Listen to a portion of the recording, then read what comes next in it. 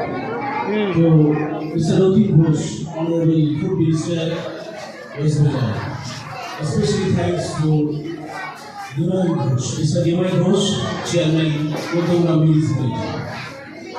And especially thanks all guardians, because education depends on 5 parameters: schools, students, reading and writing, and guardians. Reading and writing both are equal. I feel that student Rathin Ghosh মানেই যেন একটা নতুন দিগন্ত, কারণ আমি মনে করি সাহারা বিদ্যাভবন একটা নতুন পালক যুক্ত হল। মাননীয় রথিন ঘোষ মহাশয় মধ্যমগ্রামে 3টি অপূর্ব সৃষ্টি করেছেন, এটা আমি বলতে বাধ্য হচ্ছি।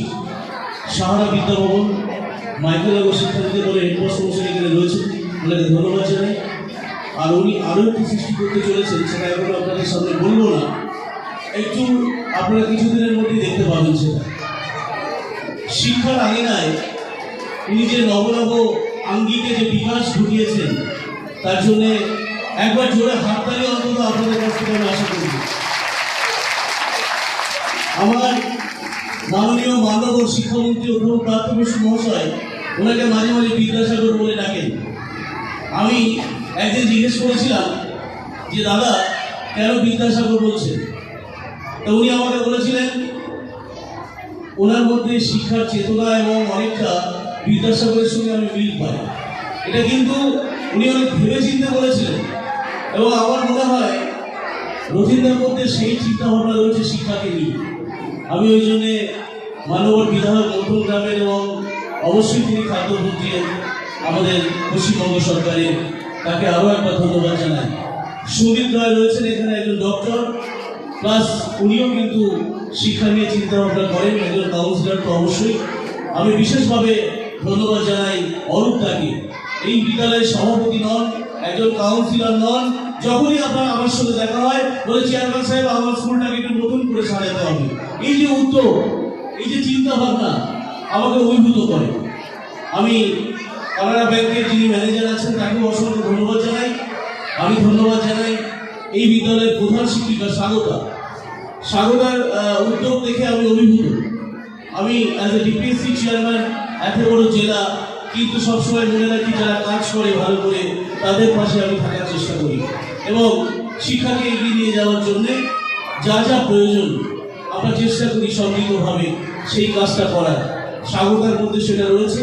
এই বিদ্যালয়কে ও নতুন দায়িত্ব পাওয়ার পর, অর্থাৎ যে হেড টিচার নিয়োগ হলো, আমি যে হেড টিচার নিয়োগ করলাম সেখানে কিন্তু স্বাগতা এই বিদ্যালয়ের হেড টিচার হিসাবে নিয়োগ পেয়েছেন।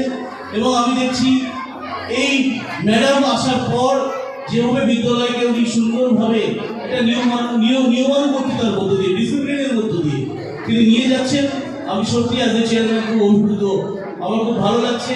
এরকম হেড মিস্ট্রেস যদি প্রত্যেক বিদ্যালয়ে থাকে, হেডমাস্টার যদি প্রত্যেক বিদ্যালয়ে থাকে, তাহলে কিন্তু স্কুলের সর্বাঙ্গীন বিকাশ হতে বাধ্য। তাই স্বাগতাকে আরও একবার ধন্যবাদ জানাচ্ছি। স্বাগতার জন্যও কিন্তু একটা হাততালি অবশ্যই হওয়া উচিত। আমি একটা বিশেষ বার্তা দিতে চাই আজকের এই শুভ মুহূর্তে। আমার মনে হয় এখানে যে সমস্ত ম্যাডামরা রয়েছে তাদের উদ্দেশ্যে এটা বলছি, স্মার্ট ক্লাসরুম মানে কিন্তু একটা নতুন দিগন্তকে ছুঁয়ে যাওয়া। আপনি এতদিন পড়াতেন যেভাবে, সেভাবে আর পড়াতে পারছেন না। আপনার সামনে কম্পিউটার রয়েছে, ডিজিটাল, একদম ডিজিটালাইজ এডুকেশন এই বিদ্যালয়ের মধ্য দিয়ে সেটা আপনি রিপ্রেজেন্ট করছেন। অর্থাৎ স্মার্ট ক্লাসরুমের মধ্য দিয়ে বাচ্চাদের আপনি কিন্তু এটাই বোঝাতে চাইছেন বিশ্ব আপনার হাতের মুঠোয়, এবং সেই বিশ্বকে হাতের মুঠোয় আনতে গিয়ে এই ডিজিটাল ক্লাসরুম, স্মার্ট ক্লাসরুম এগুলো কিন্তু আমরা জেলার বিভিন্ন প্রান্তে শিক্ষা দপ্তর থেকে এগুলো করা হচ্ছে। তাই ম্যাডামদের বলবো, আপনারা কে বড় কে ছোট এটা না ভেবে সবাই হেড মিস্ট্রেসকে মাথায় রেখে আপনাদের এগিয়ে যেতে হবে, এবং বিদ্যালয়ের সর্বাঙ্গীন বিকাশের জন্য গার্জিয়ানদের সঙ্গে মাসে একটা করে মিটিং করবেন, ছেলে মেয়েদের নিয়ে নান্দনিক কাজ করবেন, এবং নান্দনিক অনুষ্ঠানের মধ্য দিয়ে আপনারা এগিয়ে যাবেন। যদি কোনো সামান্য সমস্যা হয় সঙ্গে সঙ্গে আমার ডিপিএসসিতে আপনারা আসবেন, সমস্যার সমাধান ডেস্কে সমাধান হয়ে যাবে। এই বার্তা এখান থেকে আমি আপনাদের দিলাম।